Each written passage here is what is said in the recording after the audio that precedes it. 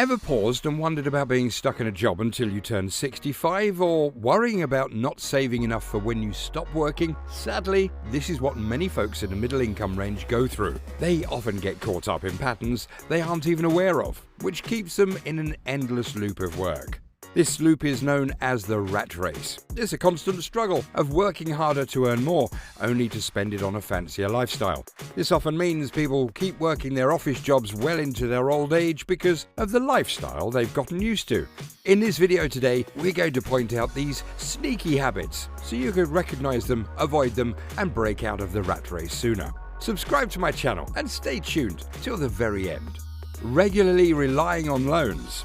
It's easy to fall into the habit of borrowing money. It seems helpful at first, but can quickly become a trap.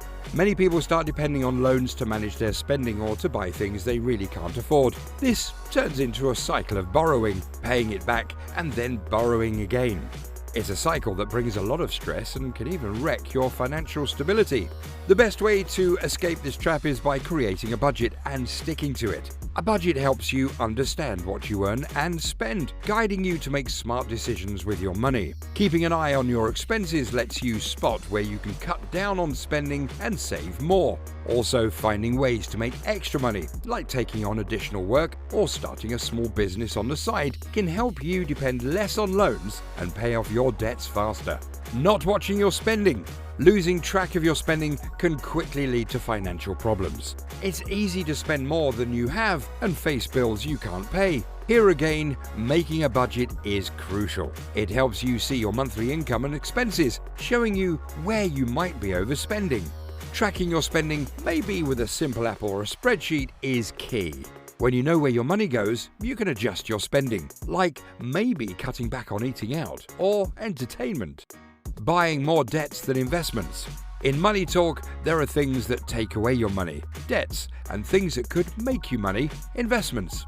Investments are stuff like houses, stocks, or your own business that can grow your money. Debts are things like car loans or credit card bills that just drain your money. Many people end up buying more debts than investments, leading to unstable finances. For example, if most of your money goes to car payments or credit card debts, you won't have much left for investments that can earn you passive income. It's vital to focus on investments like properties for rent or stocks that give you returns, or even starting a side business. These can help balance your finances by bringing in extra income. Losing sight of where your money goes. Not keeping an eye on your spending can lead you straight into money troubles. It's tough to keep track of where each dollar is spent and what's left for you. Without being careful about how you spend, it's super easy to use up too much money and find yourself facing a big pile of bills that are too hard to pay. The best solution? You guessed it, a budget. A budget is like a map for your money. It shows you what's coming in and what's going out every month. It helps you spot where you might be using too much cash and where you can maybe spend less. Keeping track of your spending is also super important. You could use a simple app or even a spreadsheet.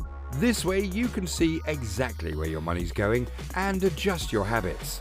Maybe you'll find you're spending a lot on meals out or fun stuff and decide it's time to cut back a bit. Choosing spending over saving and investing. In the world of personal finance, there are two key concepts: things that take your money, liabilities, and things that could earn you money, assets. Assets are stuff like houses, stocks, or your own business, things that can grow your wealth. Liabilities are things like your car loan or credit card bills. They just keep taking your money. Unfortunately, a lot of us end up buying more liabilities than assets. This means we're spending our income on things that don't help us grow financially. For example, if you're using a big chunk of your money for car payments or credit card debts, you'll have little left to invest in assets that can earn money on their own. Focusing on assets is crucial. Think about investing in rental properties, stocks that pay dividends, or maybe starting a side business. These kind of investments can earn you extra money and help make your financial foundation much stronger. Chasing the look of wealth.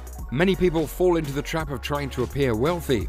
They spend more than they can afford on fancy clothes, luxury items, and doing things just to show off. This kind of spending, though, can lead to big money troubles down the road and can actually keep you stuck in poverty. It's much smarter to live within what you earn and not give in to buying things you don't need. Remember, saving money and investing for your future are key steps to building real wealth and staying financially stable. A great idea is to value experiences more than things, instead of spending on costly stuff to impress others. Choose to do things that make you happy and are meaningful to you. This could be spending quality time with family and friends, picking up new hobbies, or doing work that feels important to you. Remember, being truly wealthy isn't just about the amount of money you have. It's also about managing it wisely. If you only focus on saving and don't look at ways to make more money, you might find yourself stuck and unable to reach financial freedom. Saving is important, but it's not the whole picture. The more you earn, the more you can save and invest, growing your wealth over time. To break out of this trap, think about diversifying how you make money. Maybe take on an extra job or start a small side business. Investing in things like stocks or real estate can also boost your income. Another important thing to do is to keep learning and improving your skills. This can lead to better job opportunities and a higher income. Take classes online, go to workshops, and meet people in your field to grow your skills and build your network. Choosing a partner with different money views. Picking a partner who doesn't share your money habits can be a huge problem. Imagine you like to save, but your partner loves to spend. This can cause lots of fights and stress in your relationship. Or if your partner isn't careful with money and often spends too much or gets into debt, it can really hurt both of your finances. It's super important for both of you to agree on how you handle money. Talk openly about your money goals right from the start.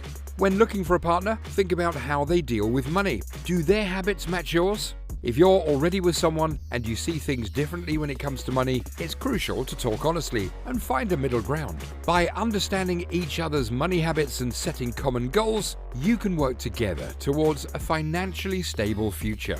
Too much focus on saving, not enough on earning more. Just saving money isn't enough. You need to also think about making more money.